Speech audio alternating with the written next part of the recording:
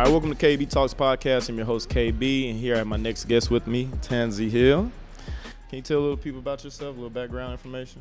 Yes, my name is Tanzye. I am originally from Houston, Texas, grew up in Memphis, Tennessee, but Nashville is home.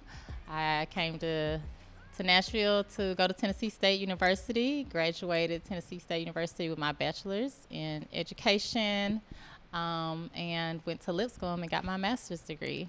Okay, that's a lot of school, man. That sounds like a pretty good journey. So we're going to get into your profession a little bit. So tell people what you do pretty much for your profession activity. Right. So now I'm in my second career. Okay. Right. My first career was actually in education in Metro Nashville Public School System. Okay. I served there for 10 years, where I taught for 6 years elementary education, and then was in administration at the wonderful Pearl Cone High School here. Yes, but yes, I love Firebirds. But now I am an entrepreneur. I work for myself. I own a business that is in birth work, and I am a doula. Well, how did you get into being a doula? Going from education, teaching at schools, how did you get into being a doula? Right. People a lot of times ask me, like, that's a huge jump from, like, education to being a doula. However, a lot of my skills transferred over into birth work. So I'm a lifelong educator, and a huge part of being a doula is education. Education and advocacy. So I've worked with families and children pretty much my whole life. And so moving into birth work, it just looks different of what I'm educating families about. Okay, so it did tie in with each other as far as you educating at a school and then being a doula as far as passing on education. It kind of worked in hand in hand. So it's like an easy transition kind of? Into into entrepreneurship is not easy, but it was a easy transition for me because of the work I have been doing in the school systems with families. So for a while I did work under the Department of Community Achieves, and in that department I worked with families around advocacy, around healthcare, healthcare access, and so that transferred over into educating birthing people, pregnant people, mothers on what their choices are in birth, you know. Did you see, as you were educating these families, did you see like there was a lack of knowledge as far as birth and things of that nature? Did you see like there was a lack of knowledge since you were educating them?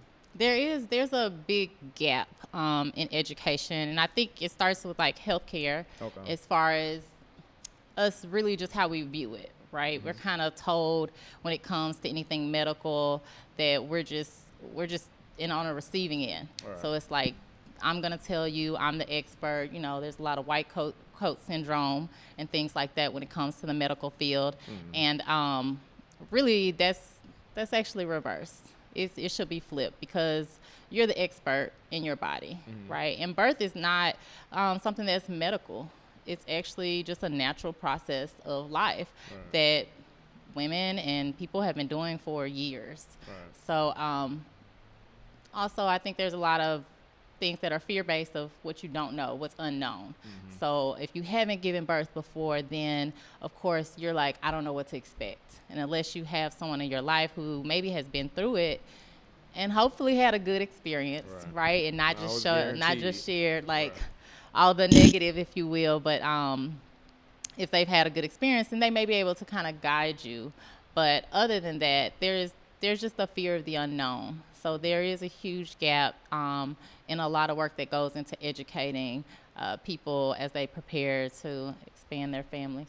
Right. So, I mean, with that being said, with a lot of people knowingly, like for me, I'm a man, pretty much all we know is, you know, women get pregnant, they go to the hospital and they give birth. You know, the babies are in the sectors in the hospital. So with that being said, with a lot of generations of pretty much getting used to that, do you feel like some people come across having a doula as kind of like brand new to them? They're kind of like scare offish until they really learn about it? What's your experiences been with people that are new to having a doula? Right.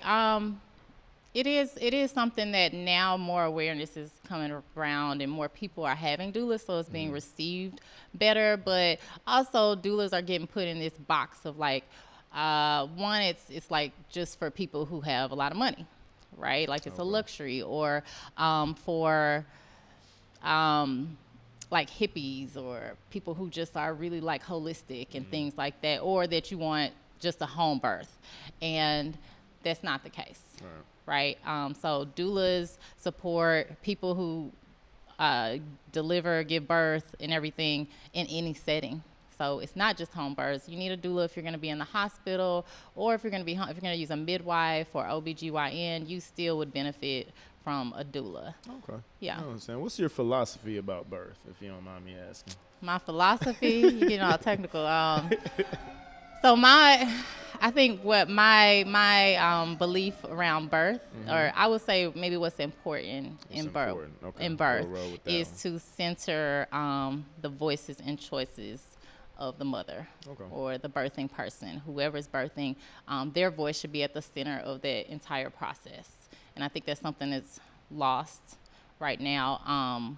Again, just from what I said before, it's kind of like you get pregnant, you go to the doctor, and then it's like from then on you're being checked, but there's not a lot of communication, explanation of what's happening with your body, and things like that. So we need to center that voice, and listen more to make sure that the pregnant person is in the driver's seat. Right, because it's all about them. Like you said, they're giving birth at the same time. Right. How would you describe your doula style? Like, do you have a certain style how you do things? And I know every situation is different. I know. Not every situation is the same. So how would you describe like your doula style if you had to? My doula style. So I have a leadership style that I've always had, and it's so my leadership style is servant leadership. It is. So I'm someone who I hold a lot of space. I do a lot of listening, and that's how I approach things, because a lot of times I don't have the answers. You already have the answers. I'm just coming in to kind of facilitate your thought process to get, the desired birth and experience that you want. So that, I don't know if I answered your question, but that's I kind of take that as, if you run across a lady that's having a baby, it's kind of like, hey, how would you like for this to go, this experience to go? And then you kind of take what she says, and then you help her at your best to kind of make that experience however she wants that to be. Yes, exactly. Okay. So I think more so maybe I help give language to the feelings of someone who is pregnant and trying to figure things out. So I'm listening to a lot of the emotional. My style is holistic. Okay. So let me be more specific. So I'm very much holistic, and that doesn't mean, you need to be vegan or anything like that. When I say holistic, I'm referring to caring for the whole person. So I'm not just paying attention to what's physically going on, but also like, where's your mental state, right? Are we in a healthy mental state? Are we emotionally safe? Do you have the social, network that you need to transition into another phase of life? Right. So I know it's probably hard to count. You've been doing this for how long? So 7 years. 7 years. How many births have you attended or helped out with? Okay. Around 30. 30. Around 30. But I do a lot of work. So there are different type of doulas. So you can have a birth doula, obviously, that works with throughout the birth, and then you have postpartum doulas as well. Postpartum is after they come back from the hospital. Right, after the hospital. So that number goes up if you just ask birthing people that I've actually worked with, and then do some consulting. Some families, some mothers just need help around breastfeeding, and so I work with clients in that area as well. Okay, so if you were to help a lady give birth, how long do you stay? Is it like a process of 1 to 2 days, or you kind of just help out for that couple hours and come back and check on them? How does that usually work out? So one of the benefits of having a doula is continuous care. Okay. So if you birth in a hospital, if you birth at home, you'll have a midwife or an OBGYN, and 9 times out of 10, they're not going to be there the entire time. Not to say that they're not doing their job. It's just a lot when birth gets started. But a doula, we stay, for me and my style, whenever the mother needs support and can no longer labor on their own at home, then I say, call me and I'll come. And I stay throughout the entire birth. So I have had 3-hour births, and I have had 32-hour births. So pretty long time. That is a long time. Do you ever get nervous when they eclipse a certain amount of hours? No. Do I? Yeah. I don't, because I think I understand how birth works. So if you have an understanding of birth, you can be in labor. You can be in labor for up to a week, right, and walking around, but that doesn't mean you're not in active labor where you're feeling contractions, right. Are you just intense. Going through the process itself? Yes, your body. Yes, you have early labor, and then you have more intense, stages of labor. So you could be in labor for days. So with the 32-hour one, did you stay up the whole time? So I've become wiser in my years as a doula. So I will work in pairs. Okay, all right. So I mentor other doulas, and that's when we tap in, tap out, and I'll probably go in the room and sleep for a while they tend to mama and the family, and then I'll come back in. So I've learned that it's best to do this work in community and in pairs, because I never want I don't never want someone to feel like they don't have support throughout their birth. Right, and then if you given all that if it falls all on one person, it can wear them down. Exactly. So not to say they're not good at their job, but we're human. So a certain amount of time, if one person's had to do something or stay there the whole entire time, and they might not be able to do their job to its fullest. So it makes sense if you got other people around you do the same thing you do, and they can kind of help out. So that was, I was wondering. I was like, 32 hours is a very long time. So I was just making sure. I was like, that would have been incredible, but yeah, that's good you guys don't do that. And hopefully they have like a birth team. They have someone who's supporting them, whether it's a spouse, a parent, whomever. So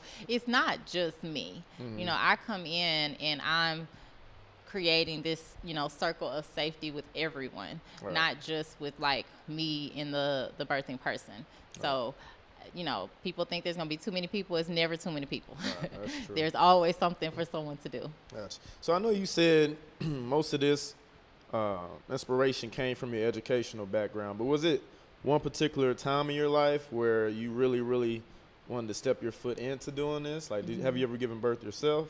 I have not given birth myself. So yes. Your true motivation strictly came from the educational background dealing with families. So that's not really that. Okay. I transferred a lot of those skills, but that's not really what inspired me to become a doula. I do have like one pivotal moment where I decided like I want to know more, and so that was when my younger sister was pregnant. Okay. And I knew I was going to attend her birth and be there. That was in Memphis. I had my car packed, all the things ready to go.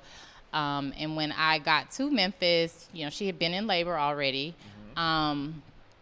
And when I came in the room to see her, she just was kind of telling me, she was okay. She was laboring, but she was like, oh, there's just a lot of water coming out. And so I'm like, okay, well, did your water break? Mm-hmm. And she's like, well, no, or I don't know. And so I looked at the nurse and I said, did her water break? And she said, well, I broke her water. And I was like, did you tell her you broke her water? Right. And she was like, well, the doctor ordered it.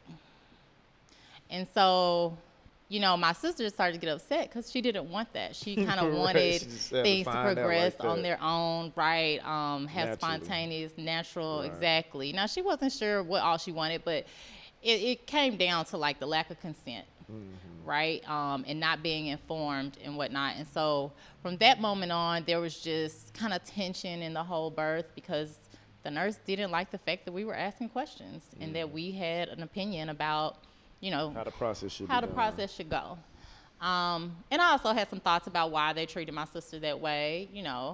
Being a young black woman, her boyfriend was there, but she's not married, so there's just a lot of, discrimination and stereotyping that comes up. I could feel it. My sister, she's got tattoos and piercings and whatever. It's just a lot that you can feel and not really at the you time. You didn't feel the caring energy that should have been there when a child is about to come in this world. Right, because I have other friends and that have had babies before. Mm-hmm. And so leaving that experience, like my niece is healthy. Her next birth, she did unmedicated and all the things. But leaving that experience, I felt like I didn't know enough at that time to speak up in the way that needed to be spoke up. Right. And so I literally, that was December the next spring after I finished the school year, like I had already researched and found a doula training. And that launched me into my doula journey. All right. So luckily it wasn't a bad situation. Like I said, your niece ended up coming out okay. But dealing with that as far as, you know, young black women in the hospital, men, I mean, unless you've had a family member that passed away or a friend that passed away from giving birth, as far as I know growing up, it was like, they get pregnant, they go to the hospital. Like, I got little brothers and sisters. Right. So every time my mom's pregnant, she's in the hospital for a couple of days. She has a baby. We go see the baby. She stays in the room for maybe, 3-5 days after that, and she comes home. You know what I'm saying? So unless you meet that type of tragic incident, it's not really talked about, you know, black women dying giving birth, you know, unless it happened to you. So is there like I'm going to say it's not a real thing. So is it really something that really happens more than it should? Absolutely. Okay. So the black maternal mortality rate right now is black women are 4 to 5 times more likely to die during childbirth than any other race. You know, definitely white women. The statistics are high with Hispanic women and Native Americans, but it's highest with black women. Yes. In your own opinion, why do you think that's so? In your own opinion, why do you think that's so? I think there are a lot of factors that go into that. Racism within the medical system exists. We know historically there's a lack of care, trust. There's silencing of black women when it comes to the medical system. And I wish I could just say it was historically, but I'm in the hospitals, I'm in the labor rooms, and still seeing it to this day. Absolutely. A lot of times you have women who are asking for pain medication and they're not being listened to because we're considered to have, you know, a higher pain tolerance, and sometimes we get looked at as then, oh, you know, we just want narcotics, you know, just out of like drug use or whatever it is. But definitely not listening to black women doesn't just happen out in the world. It happens a lot within the hospitals and in the birth process. Yes. I hope the training's not like that as far as like, hey man, we got this floor filled and this floor filled. If you got a couple African American women over here, you know, come to them last, or if we got a couple pain meds, don't give it all to them. That'd be terrible to find out. But I mean, from that's pretty bad. 'Cause if you say 4 to 5 times as the next race, that's not so. Not that you see a solution to it. I mean, I know nothing happens every overnight or whatnot, but what do you see that could possibly help the situation? 'Cause I mean, unless we just gonna be sitting here 10, 20 years from now and the same stuff's gonna be happening. Right. What do you think can kind of help curb that limit of black women dying like that while they're giving birth in hospitals? Yeah. So I'll just speak to like what I do and why there's a rise in awareness around having doulas, having an advocate there for you. I mean, research does support that. You know, women have shorter birth times. They are less likely to have postpartum depression, and lots of other things when you have a doula. So I do think that is like one way we can start to educate, right? And that covers a lot of things. So then you educate the person, and they become more confident and speak up more or understand that we are consumers of healthcare, right? Like you can choose the provider that you want to go to. If you don't feel somewhere it's not safe, you're not being listened to, then you have other options, right? Because a lot of it has to do with the level of stress that women feel in birth. Right. And so, yeah. But if they don't know, then they won't know who to ask for. Exactly. They don't know how to speak up, or, you know, I mean, you're trying to focus on bringing life into the world. Right. Yeah, you really ain't really, if you already don't know it, you all of a sudden not really thinking about it. Exactly. So some doulas, you can actually go to the hospital and help? Can doulas? Yeah. Yes. Okay. So you can help be a spokesperson for that lady while they're giving birth in the hospital? Okay. And so in my style of care, if I've done my job, I prepared you for the hospital. So I never want to be in the delivery room at odds with the medical providers, just because it doesn't help. That's all I'm about to ask. Do they kind of, if you were to speak up for the lady, how do they connect with you, basically? Like I said, if you already come in a situation, they're already judging you guys pre-walk-in, and then you do tell them, hey, she needs such and such, or she doesn't need this, and all they got to say, really, well, the doc told me otherwise. And right. How does that communication really work? I mean, I think it does start beforehand. Okay. So I always attend at least one doctor's appointment with my clients. So they're already familiar with you. Right, they're familiar with me, so I'm already building a relationship. However, the doctor really doesn't come until the baby comes. So then now we have nurses that we haven't met. So right. I'm coming in with the honey. I'm coming, you get more bees with honey. I come in to build that relationship then. But that's not always the case. However, it can be done, and if it's a time where I need to speak up, then I will speak up, and there's a way to do it. Because again, I just don't want to add to stress. Like, that's not the environment I want to create. But if I've done my job well, we've discussed those things. My moms speak up very well for themselves once we actually get there, them or their partner, spouse, mother, whomever, and we have other spoken language that we know, right. when we need more time to talk about something or right. make a decision. Or sometimes they look directly at me and they bring me into the conversation. Okay. So, yeah. Okay, got you. Are there any educational platforms that have information, say if young ladies are preparing to get pregnant, or, a couple just got married and preparing for a pregnancy sometime in a year or two? What's out there that they can pretty much look up as far as information on doulas, as far as information on how to properly give birth, or even what to look for, like you said, what to ask for, Medicare provider, things of that nature? Yeah, so there's information. March of Dimes has wonderful information on doulas.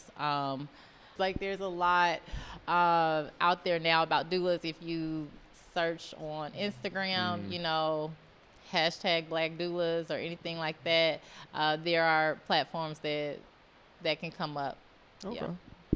All right. We appreciate you coming by. Like I said, I just want to get more in depth about what you do. It was something new to me. Like I said, as a man, you don't really hear about birth too much, like I said, unless you've been negatively affected by it. If all your positive activities been, your mom birthing your little brothers and sisters, kind of just think about that and think it's normal. But to see, like saying black women dying 4 to 5 times the rate of the next race, these are things we probably need to take more listen to. So I'm glad you came by, spread some information. And, everybody my age is pretty much having kids now.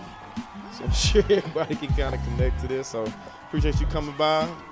Thanks for joining KB Talks Podcast. We'll see you next time.